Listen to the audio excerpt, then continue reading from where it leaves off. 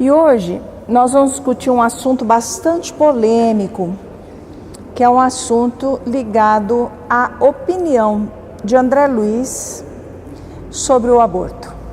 Fazer ou não fazer? É a mulher dona do seu corpo e faz o que bem entende? Né?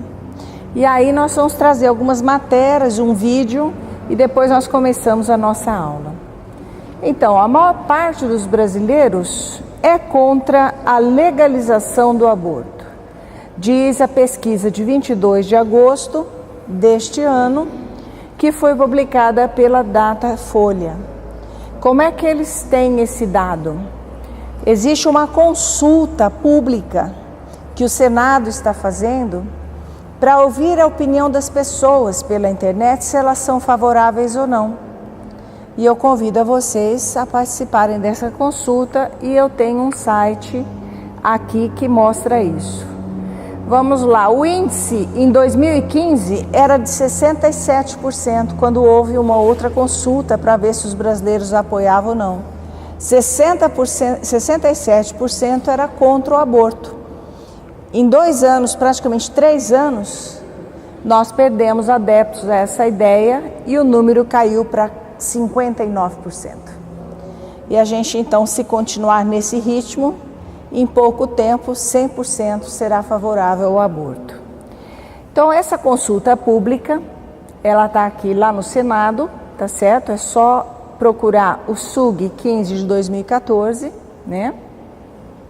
E a gente vai verificar, é possível votar. E a gente tem um mapa que mostra a distribuição da opinião do mundo em relação ao aborto. O que está em verde são os países que permitem o aborto sem restrição.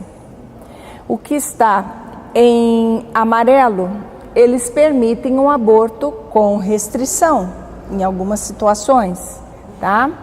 E os que estão em vermelho não permitem o aborto. O Brasil permite. Não, agora mudou, né? Nunca permitiu. Aborto, você pode fazer aborto se for... Exceto quando há risco para a vida da mãe. É isso que eu te tudo bem, mas em geral, aqui são completamente livres essas situações. Então tem uma exceção. As argumentações que a gente tem sobre essa questão do aborto é que nós teríamos, diminuiria a incidência nas clínicas clandestinas, né? Que geralmente conduz a mulher a complicações, podendo levar ao desencarne. Mas não seria mais fácil prevenir? Investir em políticas de prevenção, ao invés de políticas de aborto? Porque se você gasta o dinheiro investindo na prevenção, orientando a saúde das mulheres, falando, a gente está no estado de São Paulo, tem gente que não sabe ainda quais são os métodos de contracepção que podem ser utilizados. Imagine naquela região, onde há uma carência de informações absurda, tá? E eu não sei se logo nós não teremos a liberação dessa questão. Olha a estatística do número de abortos em cada 1.000 mulheres. O Brasil, cada 1.000 mulheres, 36 abortos. Isso é a estatística oficial. Nós não sabemos o que acontece nas clínicas clandestinas. Mas na Romênia, onde é liberado, a cada 1.000 mulheres, nós 184 abortos. Será que o fato de não ter sido liberado, a gente aborta menos? Ou o registro, por exemplo, na Romênia é mais real do que o que acontece no Brasil? São respostas que a gente não consegue obter, tá? O fato é que, em geral, a taxa de aborto nos países desenvolvidos e em desenvolvimento, entre 15 e 44 anos, tem diminuído. Então, nós observamos aqui, nos países desenvolvidos, é essa reta aqui, tá? De 90 a 94, caiu significativamente. Nós tínhamos aí em torno de 46, 47 abortos, né, para cada 1.000 mulheres. Em 2014, não chegavam a 26, 27 abortos. Então, nós tivemos a queda pela metade do número de abortos nos países desenvolvidos e que muitas vezes tem a liberação. Enquanto que nos países subdesenvolvidos a gente observa, por exemplo, em desenvolvimento, a gente observa um aumento da taxa de aborto, explicado pela falta de informação, falta de acesso à medicação adequada, falta de educação. As pessoas não são orientadas na educação brasileira a pensar. Nós não temos o pensamento como o item prioritário na educação brasileira. Não tem a reflexão.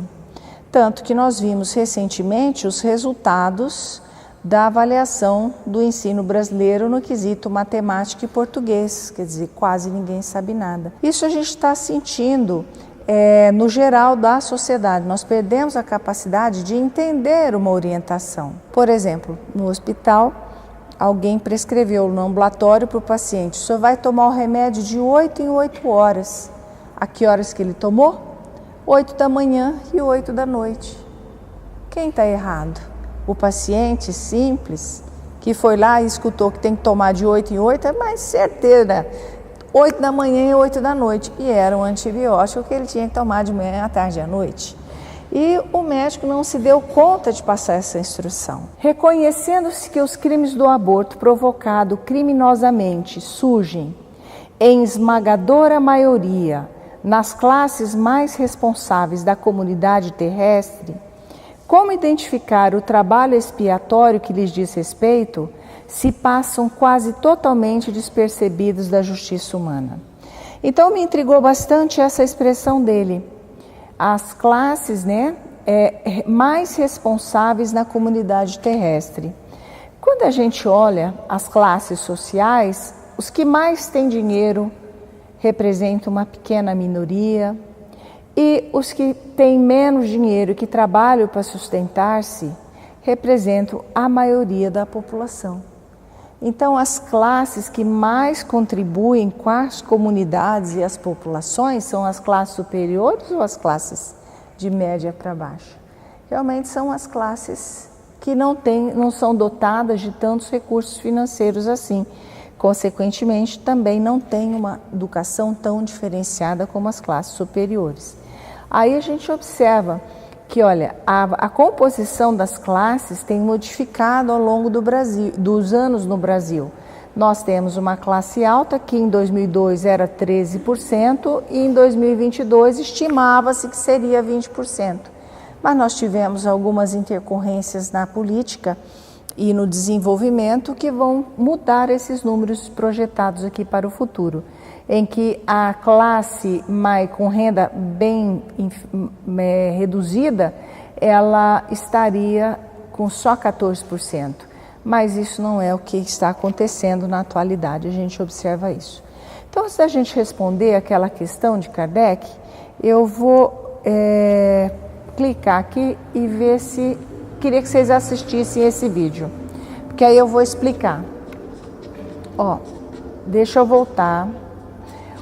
A mulher ovulou, o óvulo está correndo dentro da trompa, o espermatozoide vários vão tentar entrar nesse óvulo. A partir do momento que um deles conseguiu entrar, uma substância, ele perde a cauda, tá? E uma substância química é produzida de tal forma que os outros todos são repelidos. E aí, já da fusão, imediatamente nós temos a partição. Começa a duplicação das células. Tem vida ou não tem? Tem vida. Você fundiu material genético masculino com material genético feminino, imediatamente, já rolando dentro da trompa, sem implantação no útero, já começa a dividir-se automaticamente. Pelo que a gente estudou no livro Evolução em Dois Mundos, tudo o que tem célula, núcleo, citoplasma, tem vida. Então isso é uma estrutura viva, né?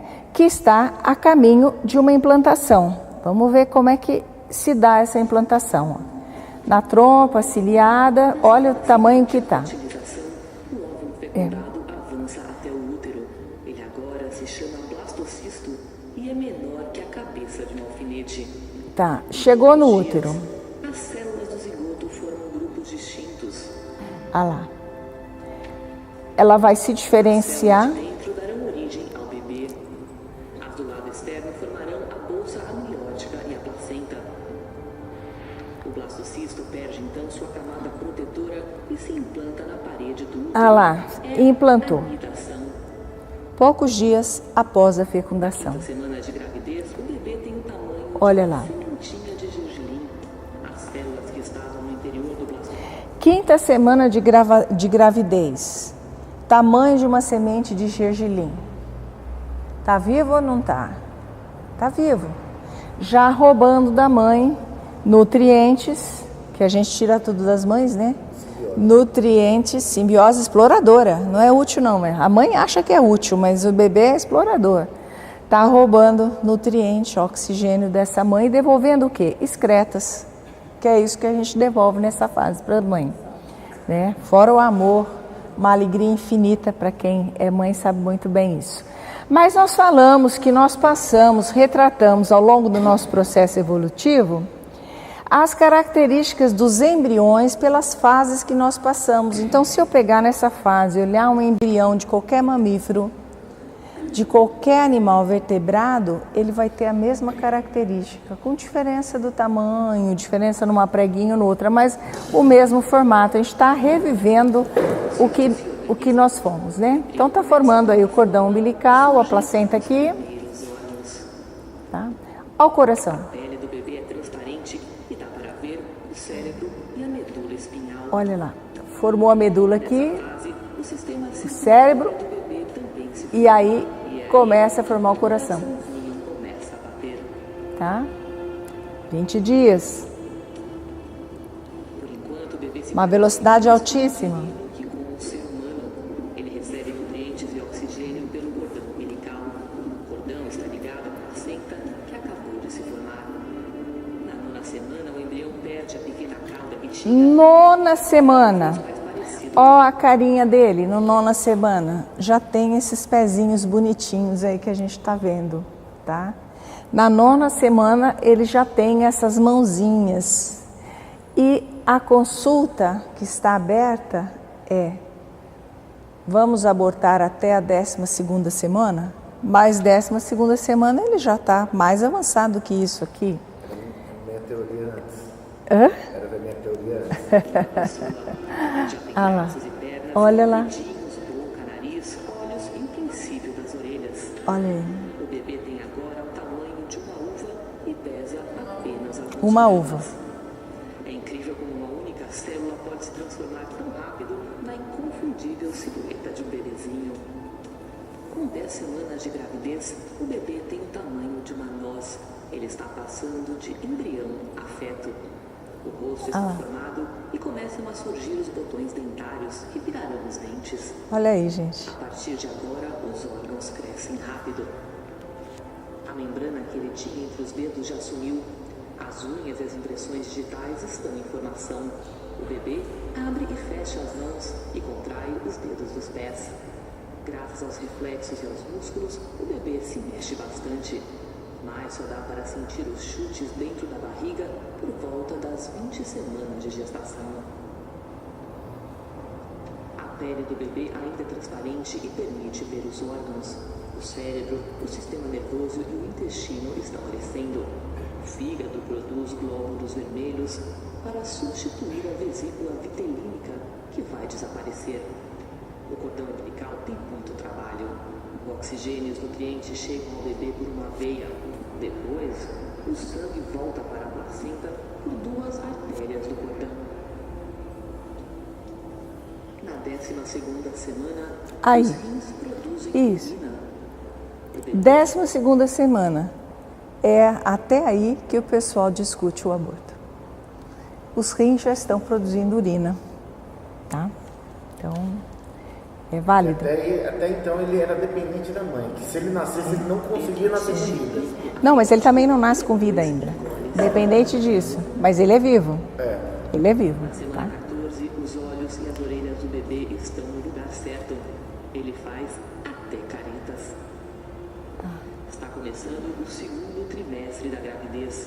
Para muitas mulheres, é o período da gestação em que elas se sentem melhor. Entre 15 e 20 semanas, o bebê dobra de tamanho. À medida que o corpo cresce, o sistema nervoso amadurece rapidamente, conectando o cérebro ao resto do corpo. Os nervos saem do cérebro e passam pelo tronco encefálico até chegar à coluna. De lá, se estendem aos membros. O esqueleto do bebê também está em transformação. A cartilagem, antes macia, começa a endurecer e virar osso. Esse processo de enrijecimento acontece primeiro nos braços e nas pernas. O desenvolvimento sensorial acelera. O cérebro do bebê está designando áreas especiais para olfato, paladar, audição, visão e tato.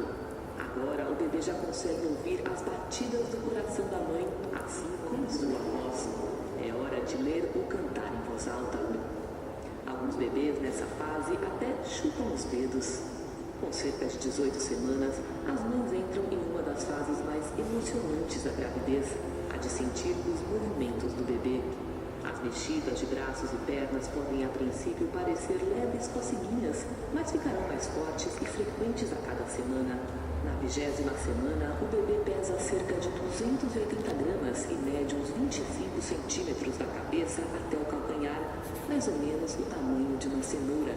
Esta semana comemora um importante marco: metade da gravidez já passou. Entre as semanas 21 e 27, o tato do bebê se desenvolve, assim como suas impressões digitais. Quando a mãe passa a mão ou aperta levemente a barriga, muitas vezes sente o bebê se mexer ou dar um chutinho de volta. O bebê gosta de tocar e sentir o próprio rosto ou qualquer outra coisa a seu alcance, como o cordão umbilical. Daqui para frente, ele vai continuar experimentando suas novas habilidades. Com cerca de 23 semanas, o bebê já engole e em breve seus soluços ficarão perceptíveis. Esses soluços são uma parte absolutamente normal do desenvolvimento e podem ocorrer várias vezes ao dia. Os pulmões também estão formando milhões de minúsculas ramificações chamadas bronquíolos. Por incrível que pareça, o bebê está treinando a respiração. Através dela, ele põe líquido amniótico para dentro e para fora dos pulmões. Na 24ª semana, um bebê é capaz de sobreviver fora do útero, só que com grande ajuda médica. 24 semanas. Na semana 27, as pálpebras do bebê se abrem por reflexo, mas ele ainda não enxerga. Os lábios estão formados e ele conta com pequenas papilas gustativas na língua. Seu peso é de cerca de 900 gramas e a altura de mais ou menos 37 centímetros. Agora só falta um trimestre para o bebê nascer. Aqui começa o último trimestre de gestação. Com 28 semanas, o bebê pesa pouco mais que 900 gramas. Seu peso triplicará até o nascimento e produzirá uma camada de gordura para ajudar a mantê-lo aquecido fora do útero. O esqueleto do bebê está endurecendo, mas os ossos do crânio ainda não se fundiram. Na hora do parto, eles vão se aproximar para a cabeça passar com mais facilidade. Bilhões de neurônios já existem para criar conexões cerebrais que serão essenciais no aprendizado dentro e fora da barriga da mãe. O bebê consegue abrir os olhos e visualizar a luz que passa pelo útero. Ele também ouve bem e é capaz de perceber conversas e música. Com a aproximação do parto, a pele do bebê perde pedacinhos do verniz caseoso, uma substância esbranquiçada que recobre todo o corpo para protegê-lo do líquido amniótico. O bebê engole alguns desses pedaços junto com outras secreções. Isso se transformará em suas primeiras fezes. Na 37ª semana, a pele está rosada e macia. O bebê não é mais tão enrugado e já tem a aparência de recém-nascido. Ele está ganhando uns 30 gramas por dia e pesa cerca de 2,7 kg. Se nascer agora, não será mais considerado prematuro. Preparando-se para o parto, a maioria dos bebês muda de posição e fica de cabeça para baixo até o momento de vir ao mundo. Nas semanas antes do parto, o corpo produz menos progesterona e aumentam os níveis de hormônios. Às vezes pode nascer prematuro.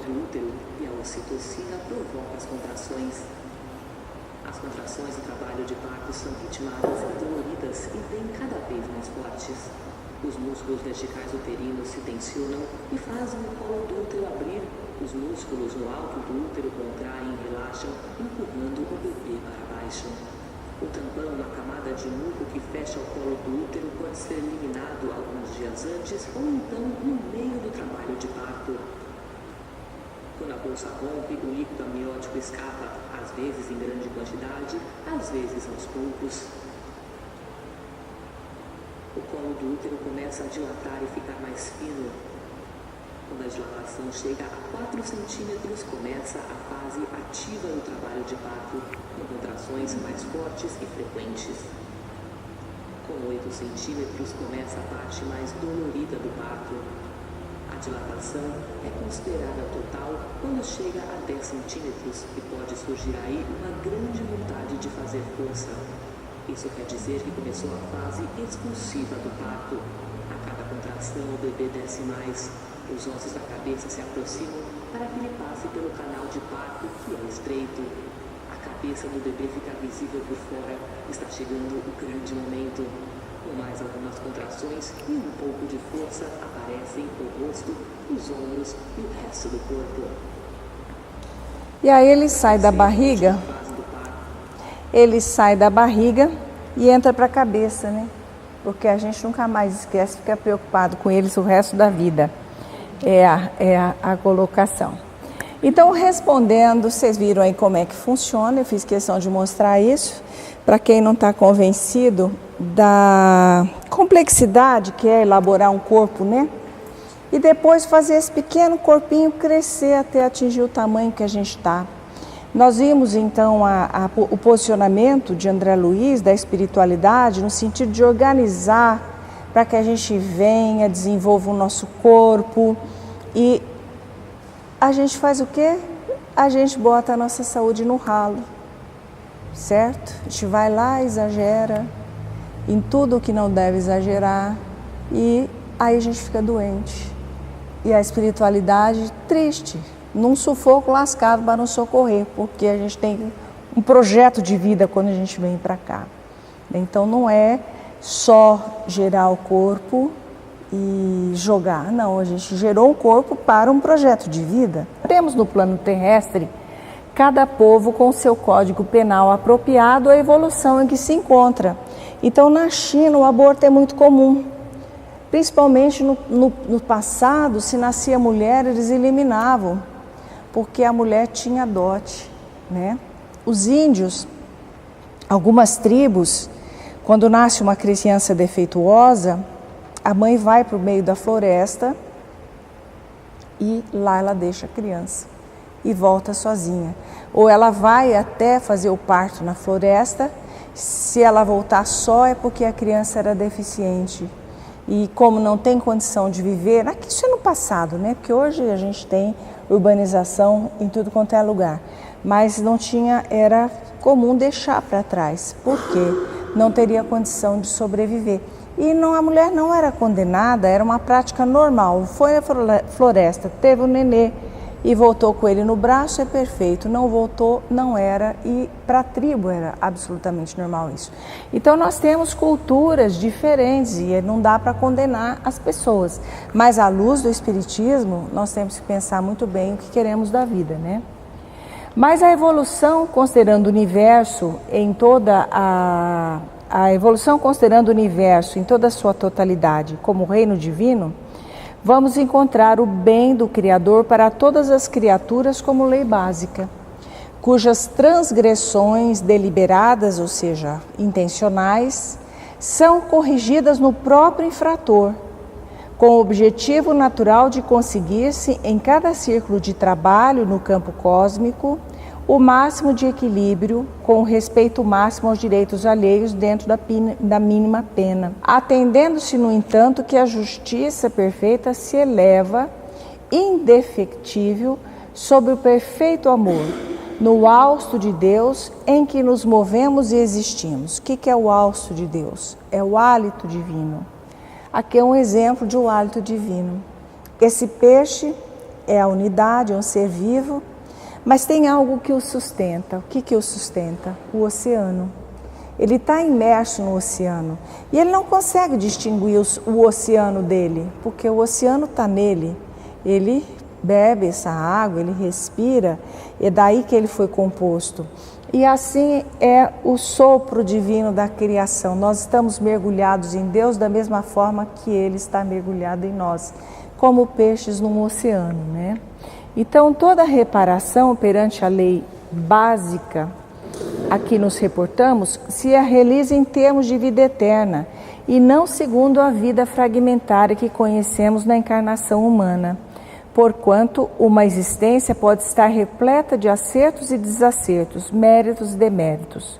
E a misericórdia do Senhor preceitua não que o delinquente seja flagelado com extensão indiscriminatória de dor expiatória, o que seria a volúpia de castigar nos tribunais do destino, invariavelmente regidos pela equidade soberana, mas sim que o mal seja suprimido de suas vítimas com o máximo possível de redução do sofrimento. Está aí a misericórdia de Deus. Quando numa das passagens evangélicas, os seguidores de Jesus ele perguntou, quem sou eu? E alguém responde, o senhor é Elias? Ele falou, não, Elias já veio e vocês não reconheceram. Quer dizer, ele veio na figura de João Batista, mas quem era Elias? Elias era um profeta extremamente sanguinário, que degolou mais de 400 cabeças. E como é que João Batista termina o seu dia? Com a cabecinha cortada numa bandeja. Seria necessário que João Batista tivesse a cabeça cortada 400 vezes? Porque na encarnação de Elias, ele mandou fazer isso em mais de 400 pessoas? Não. Então é que entra a misericórdia divina quando a gente erra. Nós temos que resgatar o débito, porque nós não podemos dizer, me desculpa. E a lesão daquele que perdeu a cabeça, onde fica? Que tinha família, que tinha afeto, que tinha planos. Como é que fica essa história? Então João Batista teve uma vez só a lâmina no seu pescoço, ele já entendeu que isso a gente não faz com ninguém, porque ele passou por aquela dor. E assim somos nós. Todo desarranjo que fazemos com o nosso corpo, nós já aprendemos aqui a trabalheira que ele tem para ser criado. A gente viu nesse filme aí, que tudo é perfeitamente sincronizado. Gente, e a chance de dar errado é imensa, mas dá certo. Estamos todos perfeitos, falando, ouvindo, conversando, trabalhando com saúde, tocando a nossa vida. Então nós somos privilegiados diante da criação. Quantos já não estão acamados por doenças gravíssimas e não têm oportunidade de estar aqui num ambiente assim tão gostoso? Quantos que já perderam a visão, perderam a capacidade de andar, muitos que perdem a capacidade de sentir, doenças na pele que tiram o tato, outros tumores que lesam o nariz e o indivíduo perde a questão do paladar, não sente mais o gosto de nada, não sente o cheiro de nada. O que acontece? Acontece que o perispírito, é o que ele está dizendo aí, eu posso provocar o aborto. Sou dona do meu corpo, mas eu sou dona do meu perispírito também. E uma lesão dessa gravidade vai imprimir no meu perispírito uma lesão. Quando eu criar um novo corpo, eu venho com o corpo delesionado. Eu não consigo ter filho, aí vou ter aquela paixão por criança, vou ficar enlouquecido querendo uma família, um filho. Não vou ter, sabe? E vou padecer, e vou para procedimentos 1000 para conseguir gerar uma criança. Aí numa adoção, muitas vezes eu reconsidero aquele passado de uma forma, né? Bem coisa. E o espírito que não pôde encarnar, como é que ele fica? Que para ele foi programado um projeto reencarnatório, né? Ele está toda a programação feita, miniaturizou, deixou pequenininho para poder caber dentro daquelas células e começar a fazer o processo de gestação e retomar o crescimento logo em seguida na barriga dessa mãe. Ele fica frustrado. Quer dizer, era uma grande viagem que eu teria que fazer, que eu ia colher lucros, benefícios com essa viagem. De repente alguém vem e corta meu barato, corta o meu passeio. eu vou ficar muito revoltado com essa história. Ainda mais se eu tiver uma consciência de culpa e que aqueles anos mergulhados na carne permitiriam que eu esquecesse e descansasse. Porque a encarnação, gente, ela é uma bênção em nossas vidas. Ela faz com que esqueçamos quem fomos. Se nós saímos do simples ignorante, estamos na condição de homem hoje, ou mulher, nós temos um passado delituoso. E num passado em que a gente, a comida é minha, opa, depois você come se sobrar. Até hoje, se nós temos uma crise, nós vamos ao mercado, rapelamos o mercado, desabastece tudo, compra toda a água que tem, toda a lataria que tem, todo o sabão em pó e guarda em casa. Nós não temos esse comportamento. Eu não difiro não, eu faço isso. Porque eu não sei o que vem amanhã. Eu já tive problema de não fazer e depois eu tive criança pequena e tive problema. Então eu vou atrás do abastecimento como a maioria vai, mas é um processo de egoísmo meu, que ainda está aí. Então nós no passado tínhamos muita coisa que nós fazíamos errado.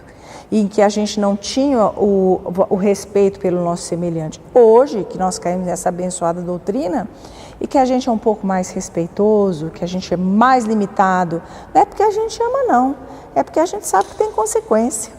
Né? Então a gente tem um pouco de medo, a gente vai aprendendo pelo medo, mas vai aprendendo e com o tempo o amor chega. A gente ama por amar puramente, né? E entende que é a melhor, para ser feliz a gente tem que amar. E assim é com o nosso corpo, quer dizer, fazendo aborto ou danificando a nossa saúde, quer não cuidar do diabetes, quer não cuidar da pressão, quer provocar uma série de complicações, a gente chega no limite. Enquanto a gente não chegou no limite, e depois a gente sofre e a gente chora. Isso em todos os sentidos. Quer dizer, eu com sobrepeso, mas adoro comer, mas vai dar zebra, o joelho já está doendo, já não está certo. Tá? Então a gente tem que ter um limite. Por quê? A gente vai pagar de uma vez só? Não. A gente vai pagar a hora que o nosso ombro tiver condição de suportar. Porque se colocar um fardo das nossas dívidas muito pesado em cima dos nossos ombros, vai ficar tão pesado que a gente curva a fronte para o chão e esquece de Deus, não consegue ajustar. Então as coisas a gente vai fazer o ajuste, não tenha dúvida, que eu sempre conto para vocês da minha tosse, né? Mas a gente vai fazer esse ajuste, só que no tempo devido, quando a gente tem a condição certa. Porque senão seria volúpia de castigar, ou seja, Deus adora castigar o sujeito que errou. Não. Aí até recentemente eu estava vendo uma palestra do Raul, e Raul Teixeira, ele faz uma colocação sobre a virtude que eu achei fabulosa. O que é ser virtuoso? O que é a virtude? É não sentir o desejo do sexo? Imagina, você olha, passa um moço bonito assim, você vê o que tem lá dentro de casa e fala, ai meu Deus do céu, né? Ou a moça bonita passa, o marido olha e fala, ai meu Deus do céu, aquela velhinha lá em casa não dá.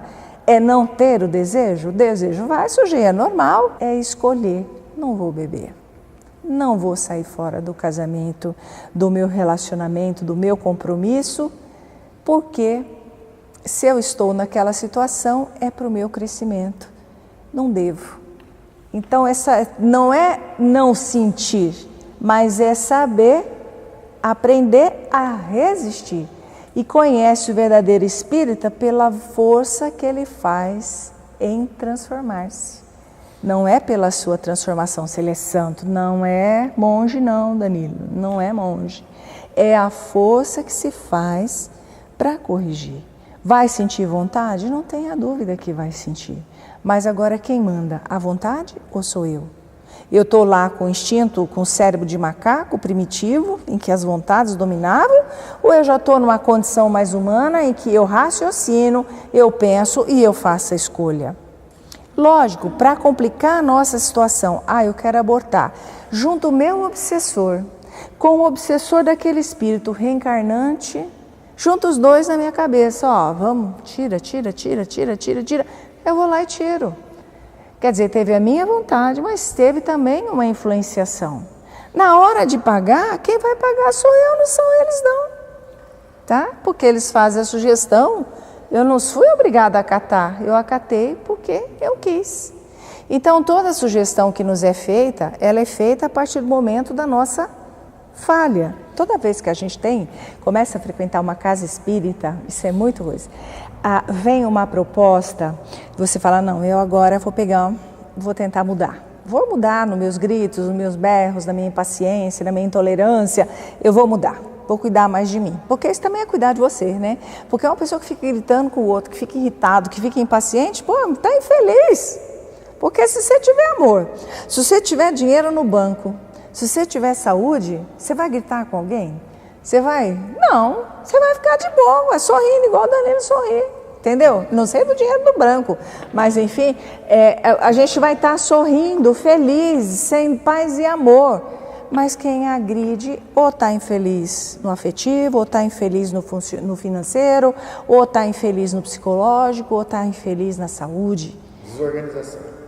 Ele está infeliz. Ele está infeliz. Então, por algum motivo, ele tem essa desorganização, tá? E esse motivo é de outra vida. E aí ele está aqui para quê? Não ficar desorganizado, para começar a ajustar. Vai ficar 100%? Não, não vai ficar 100% numa vida, porque a evolução não dá salto. Mas eu vou começar a escolher uma semente melhor hoje para frutificar num corpo melhor amanhã, uma semente melhor. Agora, se eu escolher a semente ruim, das duas umas. Ou eu vou desenvolver um processo extremamente grave, como essa situação que eu te disse, que vai me tolher de tal forma que eu não posso fazer nada, né? E aí eu fico morrendo de medo de morrer. Ou a espiritualidade vem e fala, neguinho, você vai sair dessa pior do que você entrou, volta aqui. Tira você do cenário e te leva de volta para o plano espiritual. Quer dizer, por quê? Para deixar você aqui se comprometendo de tal forma que você vai ficar pior do que você entrou, você vai evoluir. Não existe isso na evolução nossa.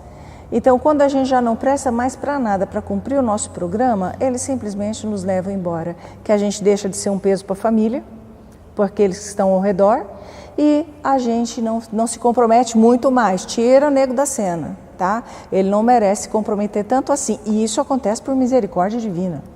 Tá? Para não deixar a gente se... Como uma criança que está fazendo muita arte, você tira ela daquela arte para ela não se machucar e ter consequências piores. Bom, então nós temos que realmente refletir, raciocinar o que a gente quer para a gente e saber que não importa quanto tempo a gente tem, o esforço que a gente fizer é o que vai ser considerado lá. No começo é muito esforço, é difícil. Se você está acostumado a xingar, é difícil travar. Se você é impaciente, impaciência, eu sou impaciente. Nossa, como eu sou impaciente. É difícil segurar e aguentar o tempo do outro, naquela lentidão. Eu falo, meu Deus do céu, dai-me paciência, né? Mas tem que treinar, porque senão o que vem? Vem um problema qualquer que te taca numa cama e de repente todo mundo tem que fazer tudo para você, você tem que aprender a aceitar as coisas no tempo do outro. E a gente tem incontáveis exemplos disso. Cada segundo na face da Terra, ele é válido, porque a gente pode fazer uma transformação.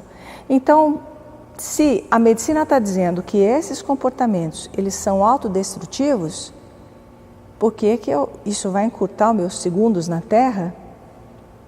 Então, abençoadas são as horas da UTI. Dizem as entidades que se manifestam muitas vezes aqui. Abençoadas são as horas da UTI. Então, a recomendação é abortar? Quer dizer, tem que se questionar essa questão, por que não prevenir? Vocês que estão ainda na fase reprodutiva, eu já passei dessa fase, mas por que não prevenir antes? Né? Qual é o custo que isso tem? Depois, deixar perder a saúde para depois a gente reconquistar? Por que não prevenir antes? Mas, eu já perdi um tanto. Tudo bem, mas não perdeu o restante. Então vamos segurar o restante e equilibrar a primeira parte aqui. Por quê? Se a gente quiser, a gente muda. A mente, como nós já falamos sobre isso, a mente é um fator fundamental, tá? Então essa é a diretriz. E tomar os medicamentos quando se orienta, pelo amor de Deus, hein? Então quando a gente fala na depressão, dentro do espiritismo tem muito isso. Não, é o obsessor. Tá, tudo bem, é o obsessor do sujeito. Só que o obsessor atua tanto nas conexões cerebrais que elas se desregulam e a depressão se instala e não vai sair se não houver uma medicação. E uma vez eu vi uma entrevista da Cássia Kiss, que ela tem o distúrbio obsessivo compulsivo. E ela disse que ela toma remédio todos os dias para se controlar. E ela usou a seguinte frase que eu adotei para mim também. Se eu preciso de óculos para enxergar, eu uso. E se eu preciso tomar um comprimido para me ficar bem, eu tomo. E tomo todos os dias. E trabalha, e produz, e evolui e corrige aquela deficiência. De onde vem essa deficiência neuronal? De outras vidas. Mau uso da inteligência, e vai saber a causa qual foi. Mas foi um uso inadequado que isso deu a nossa situação atual. Então, que fica mais uma noite de reflexão do que estudo. Eu acho que a gente tem que pensar, e falando de início de vida, depois a gente continua discutindo essa lição, então, na próxima semana. Com isso a gente ganha mais uma semana de estudo para estar aqui com vocês. E que Jesus, na sua infinita misericórdia, possa nos acompanhar nessa semana, trazendo paz ao nosso coração, discernimento às nossas atitudes, para que possamos ser fiéis aos propósitos que buscamos, guardando sempre a confiança e a fé de que dias melhores virão. E que assim seja.